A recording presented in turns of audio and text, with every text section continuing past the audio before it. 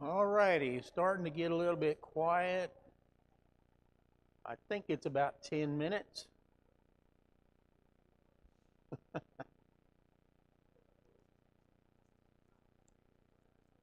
So we are in Judges. Getting toward the end, we've actually covered all 12 of the judges.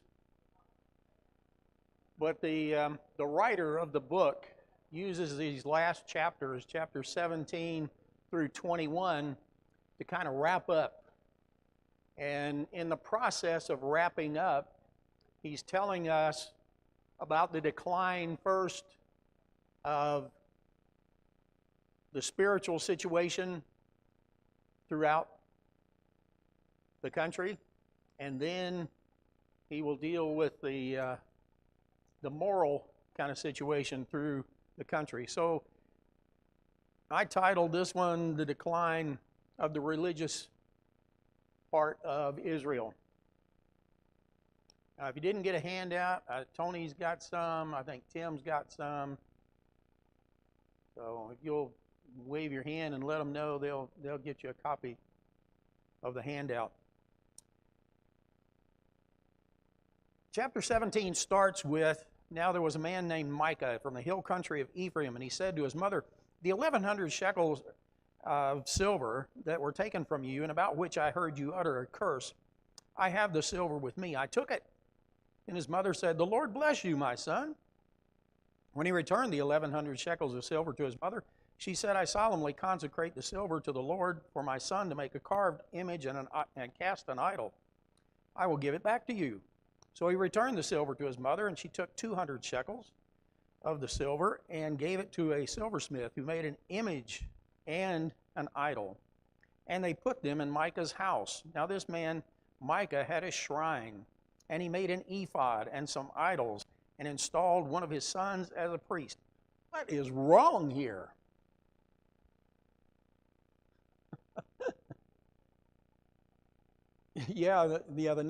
The next verse actually answers that question, and answers the second question that I had too, is how does the author explain it? Well, the author explains it by, in those days there was no king in Israel, and every man did what was right in his own eyes. So here is Micah. He is living in the hill country of Ephraim. So by, I guess, deduction, you would say he is probably an Ephraimite. Now, is an Ephraimite a priest? Go this way. Could an Ephraimite ever be a priest? Go this way. Yeah, wrong tribe. So he's getting way far afield with what he can do anyway. But then not only that, he set up a shrine. Now, Israel has talked about worshiping God in a tabernacle and in a temple. They are never, ever, anywhere in Scripture said to have worshiped God in a shrine. It is always reserved for pagan worship. So he has set up a situation for pagan worship. And he has installed his son, also an Ephraimite, as a priest. He can't do that. You can't just pick somebody and say, you're going to be a priest. Wrong tribe, doesn't work. I'll give you a ton of verses there that you can look up that talks about who can be a priest and who cannot be a priest. Micah, his name means who is like Jehovah, but he certainly doesn't live like a guy who is honoring God. I mean, this thing starts out with him apologizing to his mom for stealing 1,100 pieces of silver. That's a familiar number, isn't it? Because just last week, when we were talking about Samson, what was the bribe amount for Delilah? 1,100 pieces of silver from each of the leaders of the land. So it's a familiar number, and we pointed out then, that's a ton of money. If the average wage was about 10 pieces of silver a year, and he just stole 1,100 pieces of silver from his mom, who was very forgiving, by the way. If I stole about $500,000 from one of my folks, I do not think they would say, well, bless you, my son. I could think of some things they might say. None of them come close to that. Would you, if one of your kids stole about $500,000 from you? Most of them, I ain't got that much anyway, so it wouldn't be a problem, right? Besides that, what I'm saying is, this is a massive amount of money. And she is overly, I don't know if she says that maybe to reverse the curse. It's interesting to me. He's not apologizing to God. He's not repenting for his sin of thievery, coveting her money and stealing it. He's not apologizing to God. He's not fessing up to sin. He is scared of her curse. More scared of her curse than he is of God. And there's nothing right with this situation here. In Deuteronomy 27, verses 11 through 15, Moses commanded the people, when you cross over the Jordan and you take the tribes and stand on Mount Gerizim, and he names 6 tribes that will stand on Mount Gerizim to pronounce the blessings on the people. And as the priests pronounce those blessings, the people will reply, Amen. 6 other tribes that will stand on Mount Ebal to pronounce the curses. And the very first one, the Levites will recite to all the people of Israel in a loud voice, cursed is the man who carves an image or casts an idol. This thing is detestable to the Lord. And the people will shout, Amen. That's the first curse. And what is it that he's doing here? Well, he and his mom have connived to make an idol, to carve an image and to cast an idol, both of which are wrong.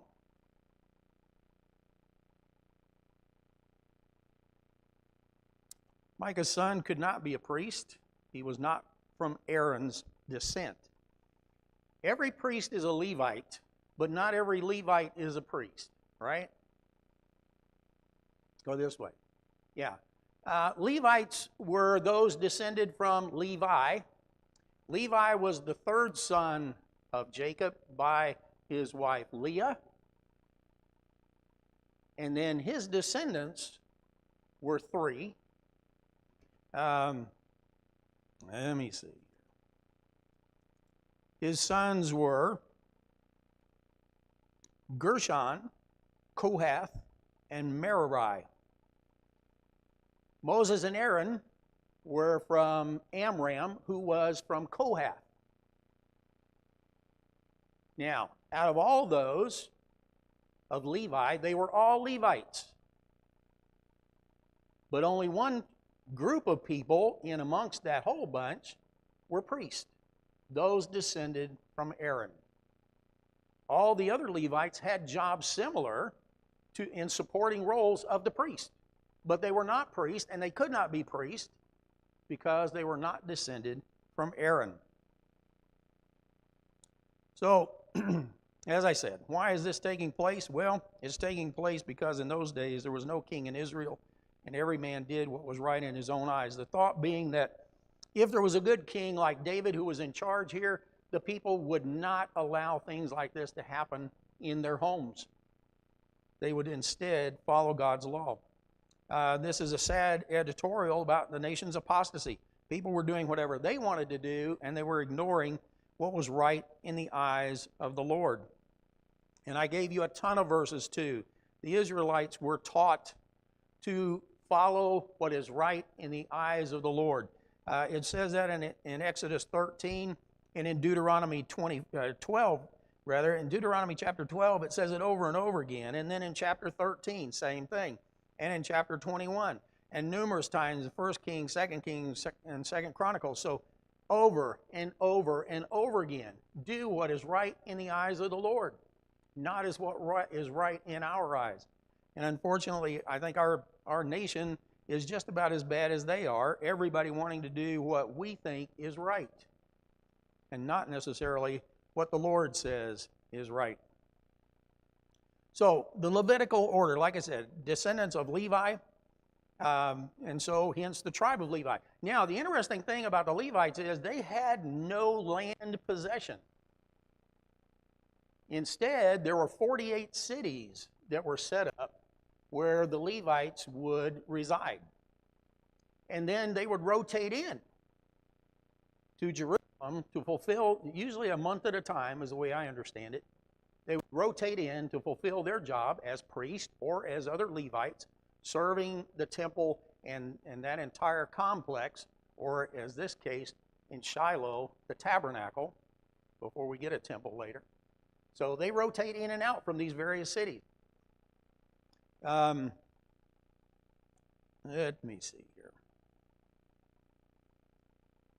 Gershon, Kohath, and Merari were the ones. So the Gershites, when they were traveling or when they were camped, the Gershites had their tents on the west side of the tabernacle. The Kohites on the south side of the tabernacle. Now that is minus the priest. This is only the other brothers that were of that tribe, not Aaron. And then the Merarites on the north side of the tabernacle, and then the priest on the east side. So Aaron's descendants on the east side of the tabernacle. That's the way they would camp. There were 48 cities, as I said, that were assigned to them, 13 of which were for the priest. And those 13 were in Judah, Simeon, and Naphtali. Whoops, I'm sorry, not Naphtali. The priest in Judah, Simeon, and Benjamin. However, and this is important later, Bethlehem was not one of those cities. So Judah had 5 cities that were designated for priests to live in. And Naphtali had 3, all the others had 4. And that's kind of important. You know, they were scattered amongst the entirety of Israel. The point being that they were to draw attention to God, to His law, and to the things that they should be doing, so that everybody was aware of what God wanted, and they were continually reminded of that fact. And that was important as well, that they were throughout this land. So now, in verse 7, there's a young Levite that comes from Bethlehem to Judah, or Bethlehem rather, in Judah, who had been living with a clan in Judah and left that town in search of some other place to stay, to carry on his profession. He's on it, and he came to Micah's house in the hill country of Ephraim. If you look at Joshua chapter 21, it lays out all the cities by tribe. And in Numbers chapter 4, it also talks about the duties that each of these priestly tribes, or the Levites rather, had. The problem with this guy, this young Levite that's coming from Bethlehem, is Bethlehem is not a town where priests would live. It's not a priestly tribe. It's not a Levite city either. But being in Judah, it would have been one of the priest tribes or priest cities. It's not. So it doesn't fall into any of those. The others of Kohath, so if you were of Moses' descent, or other brothers that would come along other than Aaron, then you would have lived in one of the cities in either Ephraim, Dan, or the half tribe of Manasseh that is on the west side of the Jordan. If you were from Gershon, you would be in one of the 13 cities in Issachar, Asher, Naphtali, or the half tribe of Manasseh on the east side of the Jordan. If you were descended from Merari, you would be one of the 12 cities of Reuben, Gad, or Zebulun, 4 in each. So like I said, spread throughout all this territory. So he comes to Micah's house, and Micah says, where are you from? Who are you? And he says, I'm a Levite. I'm from Bethlehem. Well, if he was a Levite, he was not serving as a Levite in Bethlehem. That's not a city that was identified as a Levite city. Matter of fact, if it was in Judah, which Bethlehem is, it would have to be a city designated for a priest. He doesn't claim to be a priest. He claims to be a Levite. So he's in the wrong town. He's not where he belongs if he's a Levite. I mean, he could go there. He could visit. He could teach, whatever. But that's not where he would be from. He would be from one of the cities designated for a Levite. So Micah gets all excited. He says, live with me, be the father and my priest, and I'll give you 10 shekels a year. and your clothing and your food. So the Levite agreed with him, and the young man was like one of his sons. He installs this Levite as a priest in his house for these foreign gods that he has in his shrine. So it's not getting any better, other than he took the one that was an Ephraimite, his son, and moved him out and installs this guy who is a Levite. Tribe of Levi, but not a priest. But he makes him a priest for these. Not a good deal.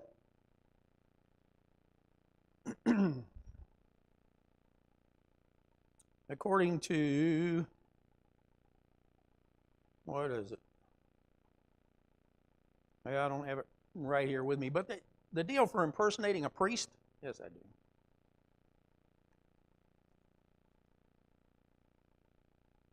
Was that you would be killed. That's good. The other thing, too, and I give you some verses for these, too, the priest could serve from what age to what age?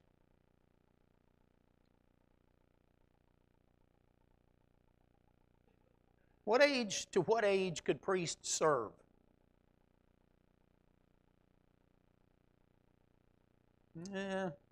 Not age of accountability. 30 to 50. 30 to 50. Didn't just say it one time either. It says it a bunch of times, from 30 to 50. And when the tribes are numbered so that they determine how many priests will offset how many firstborn, what do they count? They count everybody from every tribe from 30 to 50. I personally think this is why Jesus was 30 years old when he initiated his ministry. Otherwise, he would not have been regarded as a rabbi. Doesn't it, though? Yeah. Why 30? Yeah. That's my personal opinion, because the priests are specified over and over and over again, ages 30 to 50. And the Levites, 30 to 50. So anyway, he installs this guy. Not a priest, but he makes him a priest. And what's his conclusion? What's Micah's conclusion? Oh, God is really on my side. Verse 13. God is really on my side because now he has given me a priest. He didn't give him a priest, he gave him a Levite. A Levite that was hanging out in the wrong town. And why do you think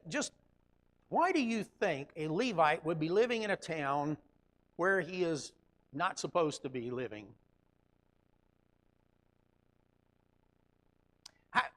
I'll set it up this way. How are Levites to make a living?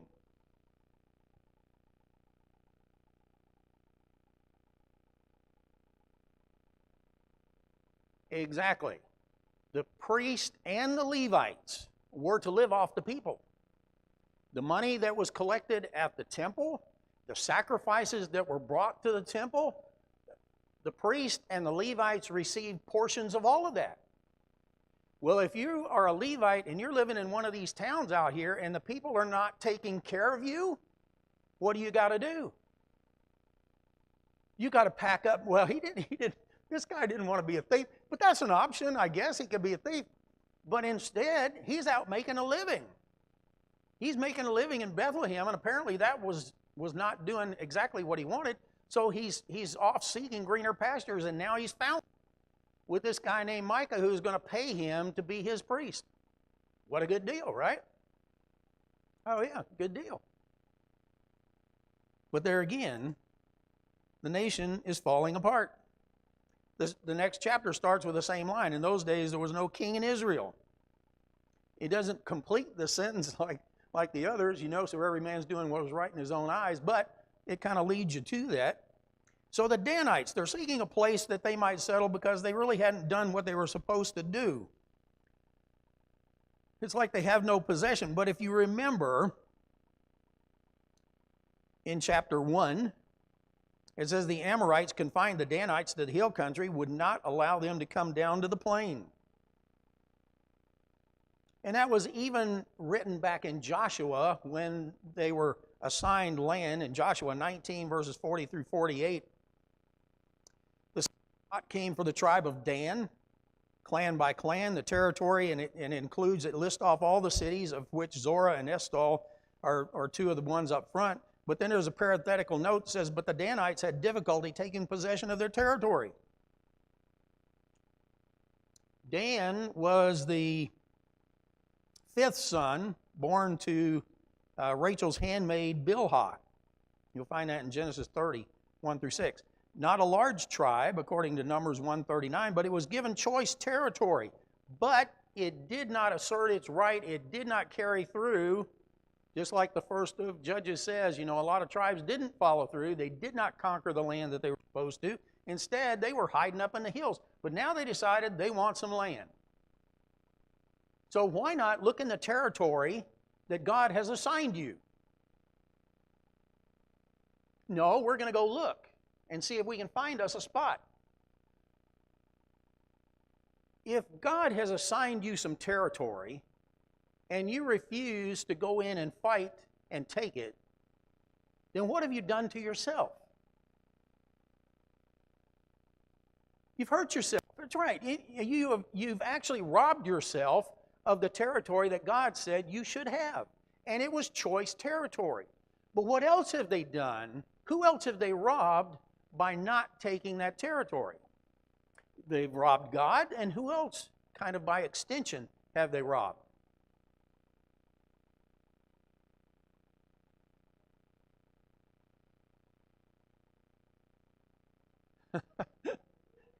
Yeah, there would have been a war to drive these people out. But they've also robbed the Levites. There were 4 cities in their territory that should have been places that the Levites would reside. And if you do not take charge of your territory, guess what's not happening? You're not taking charge of some of those cities. As a matter of fact, there's one specifically that was mentioned here, Aijalon, that it said that the Amorites were determined to hold on to Abalon, well, 2 of them, Shalabim. Those 2 cities were, and Aijalon was actually a city designated for the Levites. So you've robbed yourself, you've robbed the Levites, and you've robbed God. And now, instead of asserting yourself the way you should, as you're expected in the territory God has allotted to you, what are you doing? You're just going to go out and find you some territory.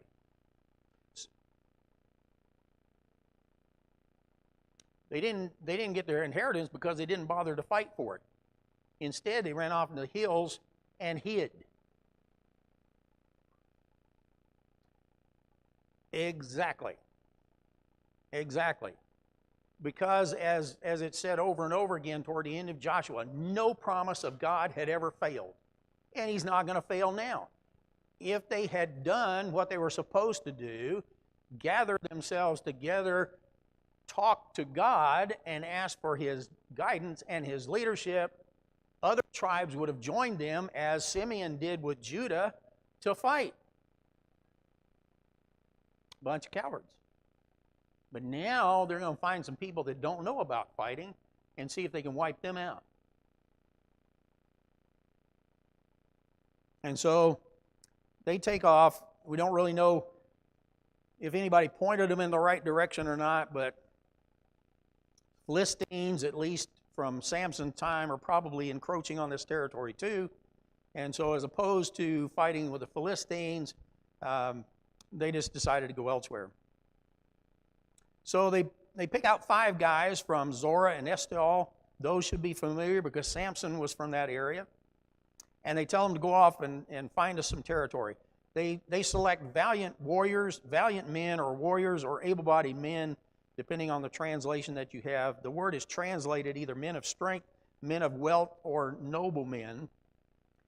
And we don't really know where they're told to go or how they're supposed to go, but apparently they head up through Ephraim.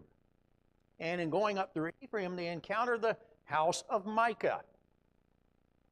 And when they encounter the house of Micah, they recognize the voice of this priest.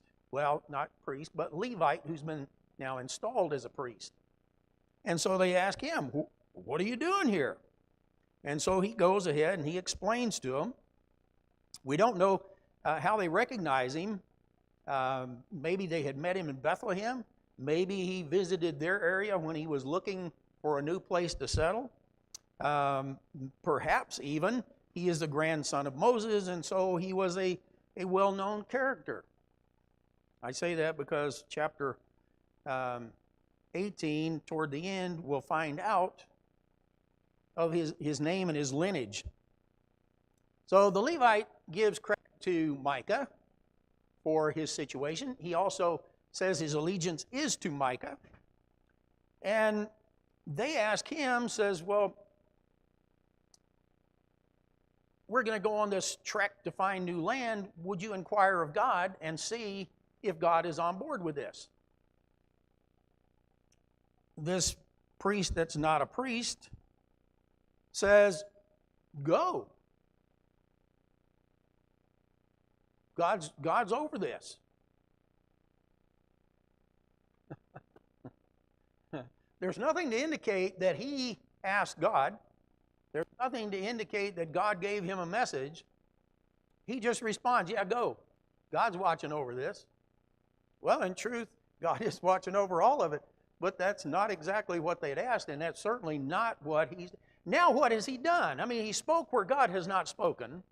He has assumed the role of the high priest, because the high priest is the one who's supposed to be talking to God and getting answers and questions and answers from God. So he's kind of put himself in that role, and he has told these guys, it's okay for you to not go after the land that God has told you to have. Instead, you just go find land anywhere you want, and God's okay with that. I mean, it's just nuts. It was bad, and it's getting worse, right? Nothing to indicate that God has anything to do with this. They end up heading up to Laish, which is a town that is 25 miles north of the Sea of Galilee. And if you look at one of your maps, you'll see a little... Dan is usually identified up there. Laish was what it was called before, but they changed its name to Dan after they had conquered it. It's way up there. It may, in fact, be within one of the territories of Israel. Some commentators think that it was past the territory that Israel had identified, but my map shows it as being within one of those territories. So they come back and they report, oh, it's great, everything is fine. The people that up there, they're unsuspecting, they're secure, they lack nothing, they're prosperous. God has put this in your hand. The land lacks nothing. Let's go get it. So 600 men get together. 600 warriors get together, and they start heading north again. And what do when they head north? Well, they stop by Micah's place, because the 5 guys that had spied it out before, that's where they stopped. Stopped by Micah's place. And the 5 guys that had been the spies before says, hey, you know what? In one of these houses of Micah's, there's an ephod, household gods, carved image, cast idol, and even a priest. Now, what do you think we ought to do? Let's just take it. So they do. They take the idols. They take the ephod. They take all this stuff, and as they're getting it together, the priest that's not a priest says, hey, what you doing? And so just be quiet, stay out of this. Oh, by the way, do you think it's better for you to be a priest for one man in his house? Or wouldn't it be better if you were a priest for an entire clan or a tribe? And he thinks, oh yeah, if he's paying me 10, no telling what you guys will pay me. Right? Yeah, I mean, the calculator's going. And so he says, yeah, that sounds good. And so then he takes all this stuff and he marches off with these guys. And they go up to a small little town way north. And as they're going, Micah and his crew come in. They find everything's gone, and so they gather together and run after these guys. And they catch up with them because it's a smaller crew. They can catch up with them. But there's 600 fighting men there. And they say, what are you doing here, Micah? Why are you even coming at us all riled up like this? And he says, what? You stole my gods. You took my image. There's nothing left for me. You know, somebody says God doesn't have humor. To me, this is humorous. Here is a guy saying, you stole the God that I made. If you made it, guess what? It ain't a God. And if it is truly a God, it cannot be stolen. If your God can be stolen, he's not much of a God. I find that hilarious. What a dumb idea. I wonder if it hit Micah while he's making this protest to these guys. This is a dumb argument. I am arguing about something that is inanimate. It can't do anything. These gods have failed me. These gods have failed me.